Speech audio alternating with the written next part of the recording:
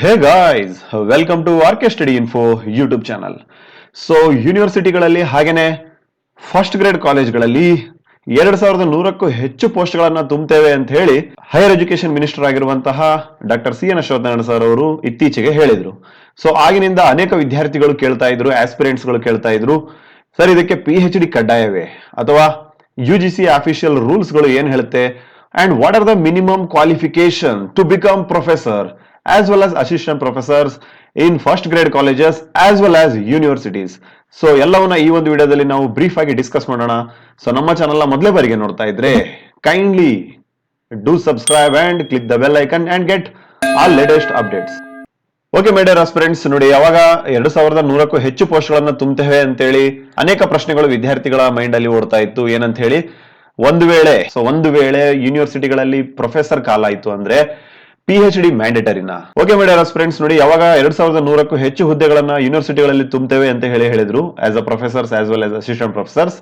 So ಆಗಿಂದ ಅನೇಕ ಪ್ರಶ್ನೆಗಳು ಅಭ್ಯರ್ಥಿಗಳ ಒಂದು ಮೈಂಡ್ ನಲ್ಲಿ ಓಡ್ತಾ ಇತ್ತು. ಇದಕ್ಕೆ PhD ಮ್ಯಾಂಡೇಟರಿನ ಅಥವಾ ನೆಟ್ ಅಥವಾ KSET ಆದ್ರೆ ಸಾಕಾ ಅಂತೇಳಿ. So everything will become crystal clear in this video. So ಹಾಗಾದ್ರೆ ನೋಡಿ, this is official rules. Okay, this is official rules of UGC. ಇದು ಏನ್ ಮಾಡುತ್ತೆ, ಒಂದು ನೋಟಿಫಿಕೇಶನ್ ಅನ್ನು ಜಾರಿಗೆ ತರುತ್ತೆ. ಸೊ ಅದರಲ್ಲಿ ಹೇಳ್ತಾರೆ ಮಿನಿಮಮ್, ಆಯ್ತಾ, minimum qualification for appointment of teachers and other academic staffs in universities as well as colleges ಅಂತ ಹೇಳಿ. ಸೊ ಹಾಗಾದ್ರೆ ಇದರಲ್ಲಿ ಏನಿದೆ ಅಂತ ನೋಡೋದಾದ್ರೆ, ಫಾರ್ ದ ಡೈರೆಕ್ಟ್ ರಿಕ್ರೂಟ್ಮೆಂಟ್, ಆಯ್ತಾ, ನೇರ ನೇಮಕಾತಿಗಳಿಗೆ ಯಾವ ತರ ಒಂದು ರೂಲ್ಸ್ ಇದೆ ಅಂತ ಹೇಳಿ ನೋಡೋದಾದ್ರೆ, ಇಲ್ಲಿ ಏನ್ ಹೇಳ್ತಾ ಇದೀವಲ್ವಾ, it applies for arts, commerce, humanities, education, law, social sciences, ಹಾಗೇನೆ ಸೈನ್ಸ್, ಲ್ಯಾಂಗ್ವೇಜ್, ಆಯ್ತಾ, ಲ್ಯಾಂಗ್ವೇಜ್ ಸಬ್ಜೆಕ್ಟ್ ಗಳಿಗೆ, ಲೈಬ್ರರಿ ಸೈನ್ಸ್, ಜರ್ನಲಿಸಂ, ಹಾಗೆ ಮಾಸ್ ಕಮ್ಯುನಿಕೇಶನ್, ಈ ಎಲ್ಲಾ ಸಬ್ಜೆಕ್ಟ್ಸ್ ಗಳಿಗೆ ಈ ರೀತಿಯ ಕ್ವಾಲಿಫಿಕೇಶನ್ಸ್ ಗಳು ಅನ್ವಯ ಆಗುತ್ತೆ. ಸೊ ಹಾಗಾದ್ರೆ for the post of assistant professors, so what is the minimum eligibility, ಆಯ್ತಾ, what is the minimum eligibility to become assistant professors ಅಂತ ನೋಡೋದಾದ್ರೆ, ನೋಡಿ, ಮಾಸ್ಟರ್ ಡಿಗ್ರಿ ಇರಬೇಕು, ಆಯ್ತಾ, ಮಿನಿಮಮ್ ಮಾಸ್ಟರ್ ಡಿಗ್ರಿಯನ್ನ ನೀವು ಓದಿರ್ಲೇಬೇಕಾಗತ್ತೆ. ಪೋಸ್ಟ್ ಗ್ರಾಜುಯೇಷನ್ ಅಥವಾ PG ಅಂತ ಏನ್ ಹೇಳ್ತೀವಿ, ಸೊ ಅದನ್ನ ನೀವು ಓದಿರ್ಲೇಬೇಕಾಗತ್ತೆ. ಅಂಡ್ ಅದರಲ್ಲಿ ಮಿನಿಮಮ್ 55% ಇರಲೇಬೇಕು, ಆಯ್ತಾ, ನೀವು ಜನರಲ್ ಮೆರಿಟ್ ಆಗಿದ್ರೆ, ಆಯ್ತಾ, ಜನರಲ್ ಮೆರಿಟ್ ನ ಸ್ಟೂಡೆಂಟ್ ಆಗಿದ್ರೆ ಮಿನಿಮಮ್ 55% ಇರಬೇಕು. ಒಂದು ವೇಳೆ SC ST ಸ್ಟೂಡೆಂಟ್ಸ್ ಆಗಿದ್ರೆ ಅಥವಾ OBC ಸ್ಟೂಡೆಂಟ್ಸ್ ಆಗಿದ್ರೆ 50% ಈಸ್ ಇನಫ್. ಹಾಗೇನೆ ಹೇಳ್ತಾ ಇದಾರೆ ನೋಡಿ, UGC ನೆಟ್ ಆಗಿರ್ಬೇಕು ಅಂತ ಹೇಳಿ, ಆಯ್ತಾ, UGC ನೆಟ್ ಪಾಸ್ ಆಗಿರ್ಬೇಕು. ಹಾಗೇನೆ KSET, UGC ನೆಟ್ ಅಥವಾ KSET ಇವೆರಡರಲ್ಲಿ ಒಂದಾಗಿರ್ಬೇಕು. ಎರಡಾದ್ರೆ ಇನ್ನೂ ಒಳ್ಳೇದೆ. ಅಂಡ್ ನೆಟ್ KSET ಎರಡು ಇಲ್ಲ ಅಂತ ಹೇಳಿ ನೋಡೋದಾದ್ರೆ, ಅಂತಹ ಅಭ್ಯರ್ಥಿಗಳಿಗೆ ಏನಿರಬೇಕು, PhD ಪದವಿ ಕಡ್ಡಾಯವಾಗಿ ಅವರು ಪಡೆದುಕೊಂಡಿರಬೇಕು.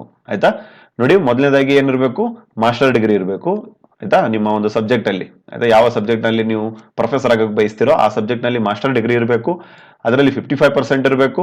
ಹಾಗೇನೆ ನೆಟ್, ಸೆಟ್, PhD ಈ ಮೂರರಲ್ಲಿ, ಆಯ್ತಾ, ಈ ಮೂರರಲ್ಲಿ ಯಾವ್ದಾದ್ರು ಒಂದ್ ಇರಬೇಕಾಗುತ್ತೆ. ಅಂಡ್ CSR ನೆಟ್ ನಡೆಯುತ್ತೆ.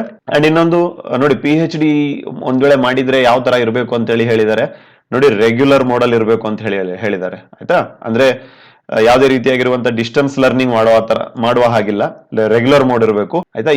I am recording this video on 20/7/2022. ಇಲ್ಲಿಂದ 10 to 15 days ಬ್ಯಾಕ್ ನೀವು ಹೋಗೋದಾದ್ರೆ, UGC ಹೆಡ್ ಆಗಿರುವಂತಹ ಜಗದೀಶ್ ಸರ್ ಅವರು ಪಾರ್ಟ್ ಟೈಮ್ PhD ಅನ್ನ ಮಾಡಬಹುದು ಅಂತ ಹೇಳಿ ಅವರು ಖುದ್ದು ಅವರೇ ಒಂದು ಸ್ಟೇಟ್ಮೆಂಟ್ ನೀಡಿದ್ದಾರೆ. UGC is planning to simplify the PhD rules and part time PhD ಅನ್ನ ಮಾಡೋದಕ್ಕೆ ಅವರು ಅವಕಾಶವನ್ನ ಕೊಡ್ತೀನಿ ಅಂತ ಹೇಳಿದ್ದಾರೆ. ಸೊ ಅದ್ರ ಬಗ್ಗೆನೂ ನಾವು ಒಂದು ಡೀಟೇಲ್ ಆಗಿ ವಿಡಿಯೋ ಮಾಡಿದ್ದೇವೆ. ಸೊ ಅದನ್ನು ಯಾರು ನೋಡಿಲ್ಲ, ಕೈಂಡ್ಲಿ ಡೂ ವಾಚ್. ಆ ಒಂದು ವಿಡಿಯೋದ ಡಿಸ್ಕ್ರಿಪ್ಷನ್, ಆ ವಿಡಿಯೋದ ಲಿಂಕ್ ಅನ್ನ ನಾವು ಕಾಮೆಂಟ್ ಸೆಕ್ಷನ್ ಅಲ್ಲಿ ಪಿನ್ ಮಾಡಿರ್ತೇವೆ. ಸೊ ಅಲ್ಲಿಂದ ನೀವು ನೋಡಬಹುದು. ಓಕೆ ಮೈ ಡಿಯರ್ ಫ್ರೆಂಡ್ಸ್, ಗೊತ್ತಾಯ್ತು, ಅಸಿಸ್ಟೆಂಟ್ ಪ್ರೊಫೆಸರ್ ಆಗೋದಕ್ಕೆ ಏನ್ ಬೇಕು, PG ಇರಬೇಕು, 55% ಇರಬೇಕು, ಹಾಗೇನೆ UGC ನೆಟ್ ಅಥವಾ KSET ಅಥವಾ ಈ PhD ಡಿಗ್ರಿ, ಆಯ್ತಾ. ಈ ಮೂರರಲ್ಲಿ ಯಾವ್ದಾದ್ರು ಒಂದಿದ್ರೆ ಓಕೆ, ಮೂರು ಇದ್ರೆ ಇನ್ನೂ ಒಳ್ಳೇದೆ. ಯಾಕಂತ ಹೇಳಿ ನೋಡಿ, ಮೂರು ಯಾಕಂತ ಹೇಳಿ ನೋಡೋದಾದ್ರೆ, ನಿಮಗೆ ಇನ್ ಕೇಸ್, ಆಯ್ತಾ, ನಿಮ್ಗೆ ಒಂದ್ ವೇಳೆ ಯೂನಿವರ್ಸಿಟಿಗಳಲ್ಲಿ ನೀವು ಶಾರ್ಟ್ ಲಿಸ್ಟ್ ಆದ್ರೆ, ಒಂದ್ ವೇಳೆ ಯೂನಿವರ್ಸಿಟಿಯಲ್ಲಿ ನೀವು CET ಎಕ್ಸಾಮ್ಸ್ ನ ಬರೆದು ಇಂಟರ್ವ್ಯೂಗೆ ನೀವು ಹೋಗ್ಬೇಕಾಗಿರುತ್ತೆ.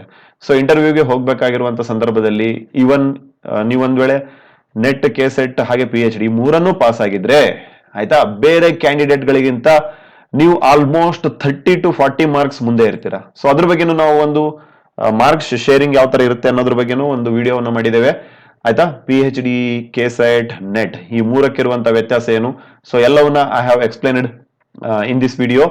ಆಯ್ತಾ? ಸೊ ಈ ವಿಡಿಯೋದ ಲಿಂಕ್ ಸಹ ನಾವು ಪಿನ್ ಮಾಡಿರ್ತೇವೆ, ಸೊ ಅಲ್ಲಿಂದ ನೀವು ನೋಡಬಹುದು. ಹಾಗೇನೆ ಐ ಬಟನ್ ಅಲ್ಲಿ ಇರುತ್ತೆ, ಅಲ್ಲಿನೂ ಸಹ ನೀವು ನೋಡಬಹುದಾಗಿದೆ. ಒಂದು ವೇಳೆ ನೋಡಿ ಕೆಲವೊಂದು ಸಬ್ಜೆಕ್ಟ್ ಗಳಲ್ಲಿ ಇಲ್ಲಿ ಹೇಳ್ತಾ ಇದ್ದಾರೆ ನೋಡಿ, ರೂಲ್ ನಂಬರ್ 3 ಅಲ್ಲಿ ನೆಟ್ ಸ್ಲೆಟ್ ಅಥವಾ SET shall also not be required for such masters program in discipline for which NET SET is not conducted by UGC ಅಥವಾ CSIR. ಯಾವ ವಿಷಯಗಳಲ್ಲಿ ನೆಟ್ ಸೆಟ್, ಕೆ ಸೆಟ್ ಬೇರೆ ಬೇರೆ ಆಯ್ತಾ ಈ ಅರ್ಹತಾ ಪರೀಕ್ಷೆಗಳು ಇರೋದಿಲ್ವೋ ಅಂತಹ ಅಭ್ಯರ್ಥಿಗಳಿಗೆ ನೆಟ್ ಸೆಟ್ ನ ಅವಶ್ಯಕತೆ ಇಲ್ಲ, ಅವರು PhD ಅನ್ನ ಮಾಡ್ಕೊಂಡ್ರೆ ಸಾಕು ಅಂತ ಹೇಳ್ತಾ ಇದ್ದಾರೆ.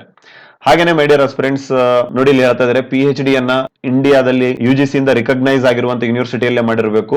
ಸೊ ಅದ್ರ ಜೊತೆಗೇನೆ ಆಯ್ತಾ, ಅದ್ರ ಜೊತೆಗೇನೆ ಇನ್ನೊಂದು ಅವಕಾಶವನ್ನ ಅವ್ರು ಕಲ್ಪಿಸಿದ್ದಾರೆ. ಏನಂತ ಹೇಳಿ ನೋಡೋದಾದ್ರೆ, institutions with ranking of top 500 world university ranking 500 ಯೂನಿವರ್ಸಿಟಿಗಳ ಒಂದು ಲಿಸ್ಟ್ ಅನ್ನ ಮಾಡಿದ್ದಾರೆ, ವರ್ಲ್ಡ್ ಅಲ್ಲಿ ಟಾಪ್ ಇರುವಂತಹ ಯೂನಿವರ್ಸಿಟಿಗಳು. ಸೊ ಅದರಿಂದ ನೀವು PhD ಅನ್ನ ಪಡೆದಿರಬೇಕು ಅಂತ ಹೇಳಿದ್ದಾರೆ. ಒಂದು ನಮ್ಮ ಭಾರತದಲ್ಲಿ UGC ಇಂದ ಸ್ಥಾಪಿತವಾಗಿರುವಂತಹ, ಮಾನ್ಯತೆ ಪಡೆದು ಸ್ಥಾಪಿತವಾಗಿರುವಂತಹ ಯೂನಿವರ್ಸಿಟಿಯಿಂದ PhD ಮಾಡ್ಕೋಬೇಕು. ಇಲ್ಲ ಅಂತ ಹೇಳಿ ನೋಡೋದಾದ್ರೆ, ಇವರು 500 ವರ್ಲ್ಡ್ ಸ್ಟ್ಯಾಂಡರ್ಡ್ ಯೂನಿವರ್ಸಿಟಿಗಳ ಒಂದು ರ್ಯಾಂಕಿಂಗ್ ಪಟ್ಟಿಯನ್ನು ಮಾಡಿ ಅಲ್ಲಿಂದ ಒಂದ್ ವೇಳೆ ಆ ವಿದ್ಯಾರ್ಥಿ PhD ಮಾಡಿದ್ರೆ he or she will be considered for assistant professor post. So ಹಾಗೇನೆ finally okay my dear friends, in the year of 2020 beginning ಅಲ್ಲಿನೇ ಪ್ಯಾಂಡಮಿಕ್ ಬಂದಿತ್ತು. ಸೊ ಅದರಿಂದ ಸುಮಾರು ವಿದ್ಯಾರ್ಥಿಗಳಿಗೆ, ಸುಮಾರು ಆಸ್ಪಿರೆಂಟ್ಸ್ ಗಳಿಗೆ PhD ಅನ್ನು ಮಾಡೋದಕ್ಕೆ ಆಗ್ಲಿಲ್ಲ ಆಯ್ತಾ, due to the lockdown ಆಗಿರ್ಬೋದು ಅಥವಾ ವೇರಿಯಸ್ ರೀಸನ್ಸ್ಗಳು. ಸೊ ಹಾಗಾಗಿ ಯೂನಿವರ್ಸಿಟಿ ಗ್ರಾಂಟ್ ಕಮಿಷನ್ ಅವರು ಏನ್ ಮಾಡ್ತಾರೆ, 2021 ಅಲ್ಲಿ ಆಯ್ತಾ, 2021 ಅಲ್ಲಿ ಒಂದು ರೂಲ್ಸ್ ನ ತರ್ತಾರೆ ಆಯ್ತಾ, ಒಂದು ಅಮೆಂಡ್ ನ ಮಾಡ್ತಾರೆ. ಏನಂತ ಹೇಳಿ ನೋಡೋದಾದ್ರೆ, ಇಲ್ಲಿ ನೋಡಿ ಲಾಸ್ಟ್ ರೂಲ್ಸ್ ಇದೆ ಆಯ್ತಾ, last rules 3.10 the PhD degree shawl be mandatory qualification for direct recruitment for the post of assistant professor in department of universities with the effect from 1/7/2023 ಆಯ್ತಾ. ನೋಡಿ 1/7/2023 ಮುಂದಿನ ವರ್ಷ ಆಯ್ತಾ, 2023ನೇ ವರ್ಷ ಜುಲೈ 1ನೇ ತಾರೀಕಿಂದ PhD ಮ್ಯಾಂಡೇಟರಿ ಇರುತ್ತೆ ಯೂನಿವರ್ಸಿಟಿಗಳಲ್ಲಿ ಅಂತ ಹೇಳಿ. ನೋಡಿ 2100ಕ್ಕೂ ಹೆಚ್ಚು ಪೋಸ್ಟ್ಗಳು ಏನಿದಾವೆ, ಇದು ಒಂದು ವೇಳೆ ಆಯ್ತಾ, ಇದು ಒಂದು ವೇಳೆ ಈ ತಾರೀಕಿಂತ ಮುಂಚೆನೆ ಆಯ್ತಾ, ಈ ದಿನಾಂಕದ ಮುಂಚೆನೆ ಒಂದು ವೇಳೆ ನೋಟಿಫಿಕೇಶನ್ ಆದ್ರೆ ಆಯ್ತಾ, ಅವರು ವೆರಿ ಲಕ್ಕಿಯೆಸ್ಟ್ ಪೀಪಲ್ ಅಂತಾನೆ ಹೇಳ್ಬೋದು. ಯಾಕಂತ ಹೇಳಿ ನೋಡೋದಾದ್ರೆ, 1/7/2023ರಿಂದ PhD ಇಸ್ ಅ ಮ್ಯಾಂಡೇಟರಿ, ಕಡ್ಡಾಯವಾಗಿದೆ ಯೂನಿವರ್ಸಿಟಿಗಳಲ್ಲಿ ನೀವು ಅಸಿಸ್ಟೆಂಟ್ ಪ್ರೊಫೆಸರ್ ಆಗ್ಬೇಕು ಅಂತ. ಸೊ ಹಾಗಾಗಿ ಲೆಟ್ಸ್ ಪ್ರೇ ದ್ಯಾಟ್ ಈ 1/7/2023ಕ್ಕಿಂತ ಮುಂಚೆನೆ ಕಾಲ್ ಫಾರ್ಮ್ ಆಗ್ಲಿ ಅಂತ ಹೇಳಿ ಆಯ್ತಾ, 2100ಕ್ಕೂ ಹೆಚ್ಚು ಹುದ್ದೆಗಳ ಒಂದು ರಿಕ್ರೂಟ್ಮೆಂಟ್ ಪ್ರೋಸೆಸ್ ಆದಷ್ಟು ಬೇಗ ಆರಂಭ ಆಗ್ಲಿ ಅಂತ ಹೇಳಿ. ಫೈನಲಿ ಆಯ್ತಾ, ಫೈನಲಿ ಎಲ್ಲರ ಮೈಂಡ್ ಅಲ್ಲಿ ಒಂದು ಡೌಟ್ ಇರುತ್ತೆ. ಯೂನಿವರ್ಸಿಟಿಗಳಲ್ಲಿ ಗೊತ್ತಾಯ್ತು 1ನೇ ಜುಲೈ 2023ರಿಂದ PhD ಕಡ್ಡಾಯ ಅಂತ ಹೇಳಿ ಗೊತ್ತಾಯ್ತು. ಒಂದು ವೇಳೆ ಆಯ್ತಾ ಇದೇ rules first grade government degree ಕಾಲೇಜಸ್ಗಳು, ಗವರ್ನಮೆಂಟ್ ಫಸ್ಟ್ ಗ್ರೇಡ್ ಕಾಲೇಜಸ್ಗಳು, ಸರ್ಕಾರಿ ಪ್ರಥಮ ದರ್ಜೆ ಕಾಲೇಜುಗಳಿಗೆ PhD ಬೇಕಾ ಸರ್ ಅಂತ ಹೇಳಿ ಹೇಳೋದಾದ್ರೆ, ನೋಡಿ ಇಲ್ಲಿ press information bureau government of India ಅಲ್ಲಿಂದ 2018ರಲ್ಲಿ ಒಂದು ರೂಲ್ಸ್ ಬಂದಿದೆ. ಏನಂತ ಹೇಳಿ ನೋಡೋದಾದ್ರೆ, PhD shall be mandatory requirement for direct recruitment to the post of assistant professors in universities. ಇದು ಗೊತ್ತಾಯ್ತು. ವಿತ್ ದ ಎಫೆಕ್ಟ್ ಫ್ರಮ್, ಇದು ಹಳೇದಾಗಿತ್ತು ಓಕೆನಾ, ಹಳೇದಾಗಿತ್ತು. ಬಟ್ 1 ಜುಲೈ 2023ರಿಂದ ಮ್ಯಾಂಡೇಟರಿ. ಮುಂಚೆ ಏನಿತ್ತು 1ನೇ ಜುಲೈ 2021 ಅಂತಿತ್ತು. ಬಟ್ ಇದನ್ನ ಅಮೆಂಡ್ ಮಾಡಿದ್ದಾರೆ, ತಿದ್ದುಪಡಿ ಮಾಡಿದ್ದಾರೆ. ಅಂಡ್ ಹೊಸ ರೂಲ್ಸ್ ಪ್ರಕಾರ 1/7/2023 ಅಂತ ಗೊತ್ತಾಯ್ತು. ನೋಡಿ ಫೈನಲಿ ಒಂದು ವೇಳೆ ಗವರ್ನಮೆಂಟ್ ಫಸ್ಟ್ ಗ್ರೇಡ್ ಕಾಲೇಜ್ಗಳಲ್ಲಿ ನಾವು ಅಸಿಸ್ಟೆಂಟ್ ಪ್ರೊಫೆಸರ್ ಆಗ್ಬೇಕು ಅಂತಂದ್ರೆ PhD ಬೇಕಾ? ನೋಡಿ ಇಲ್ಲಿ ಹೇಳಿದರೆ ಕ್ರಿಸ್ಟಲ್ ಕ್ಲಿಯರ್ ಆಗಿ, however master degree with NET or PhD, ನೋಡಿ ನೆಟ್ ಅಥವಾ PhD will continue to be the minimum eligibility criteria for the requirement of direct recruitment to the post of assistant professor in college. Government first degree ಕಾಲೇಜ್ಗಳಲ್ಲಿ ಒಂದ್ ವೇಳೆ assistant professor ಆಗ್ಬೇಕು ಅಂತ ಹೇಳಿ ನೋಡೋದಾದ್ರೆ ನೆಟ್ ಅಥವಾ PhD ಇವೆರಡರಲ್ಲಿ ಒಂದಿದ್ರೆ you can become the assistant professor in government first grade colleges. And ನೋಡಿ my dear aspirants, finally I would like to suggest that ನೋಡಿ PUC ಲೆಕ್ಚರರ್ಸ್ ಆಯ್ತಾ, PUC ಲೆಕ್ಚರರ್ಸ್ ಗಳನ್ನ ಇನ್ನೇನು ನೋಟಿಫಿಕೇಶನ್ ಹೊರಡಿಸಬಹುದು. ಯಾಕಂತ ಹೇಳಿ ನೋಡೋದಾದ್ರೆ, ಇದಕ್ಕೆ ಆರ್ಥಿಕ ಇಲಾಖೆ ಈಗ ಆಲ್ರೆಡಿ ಅನುಮತಿ ನೀಡುವಂತಹ ಚಾನ್ಸಸ್ ಇದೆ. And since Karnataka is the first state to implement new education policy ಆಯ್ತಾ, ಹೊಸ ಶಿಕ್ಷಣ ನೀತಿಯನ್ನ ಜಾರಿಗೆ ತಂದಂತಹ ಮೊಟ್ಟ ಮೊದಲ ರಾಜ್ಯ ಆಗಿರೋದ್ರಿಂದ government of Karnataka is giving more preference to education. So ಹಾಗಾಗಿ PUC ಲೆಕ್ಚರ್ ನ ತುಂಬಿಕೊಳ್ತಾರೆ. ನೋಡಿ, PUC ಲೆಕ್ಚರ್ಸ್ ಆಗ್ಬೇಕಂತ ಹೇಳಿ ನೋಡೋದಾದ್ರೆ PG ಯ ಜೊತೆಗೆ ಆಯ್ತಾ, ಪೋಸ್ಟ್ ಗ್ರಾಜುಯೇಷನ್ ಜೊತೆಗೆ B.Ed is a mandate. But ಯಾರ್ಯಾರು PG ಯ ಜೊತೆಗೆ ಆಯ್ತಾ, ಈ PG ಯ ಜೊತೆಗೆ B.Ed ಅನ್ನ ಮಾಡ್ಕೊಳಕ್ ಆಗಿಲ್ವೋ, ಡೋಂಟ್ ವರಿ. 2100 ಪೋಸ್ಟ್ ಆಯ್ತಾ, 2100 post are going to recruit in colleges as well as universities. So ಹಾಗಾಗಿ ನೀಡ್ ನಾಟ್ ಟು ವರಿ. 2100ಕ್ಕೂ ಹೆಚ್ಚು ಹುದ್ದೆಗಳಿಗೆ ಈಗಿಂದನೇ ಸ್ಟಾರ್ಟ್ ಯುವರ್ ಪ್ರಿಪರೇಷನ್. ನೋಡಿ, ಇಂತಹ ಪೋಸ್ಟ್ಗಳು, ಈ ಅಸಿಸ್ಟೆಂಟ್ ಪ್ರೊಫೆಸರ್ಸ್ ಇರ್ಬೋದು, KAS ಇರ್ಬೋದು, IAS ಎಕ್ಸಾಮ್ ಇರ್ಬೋದು ಆಯ್ತಾ. ಸೊ ಈ ಎಲ್ಲಾ ಎಕ್ಸಾಮ್ಸ್ ಗಳಿಗೆ ಏನಿಲ್ಲ ಅಂದ್ರೂ 1 ವರ್ಷದ ಪ್ರಯತ್ನ ಬೇಕೇ ಬೇಕಾಗುತ್ತೆ. ಏನಂತ ಹೇಳ್ತಾರಲ್ವಾ, excellency is a continuous process. ಉತ್ಕೃಷ್ಟತೆ ಅಂತ ಹೇಳುವುದು ಒಂದೇ ದಿನದಲ್ಲಿ 2 ದಿನದಲ್ಲಿ ಆಗೋದಲ್ಲ.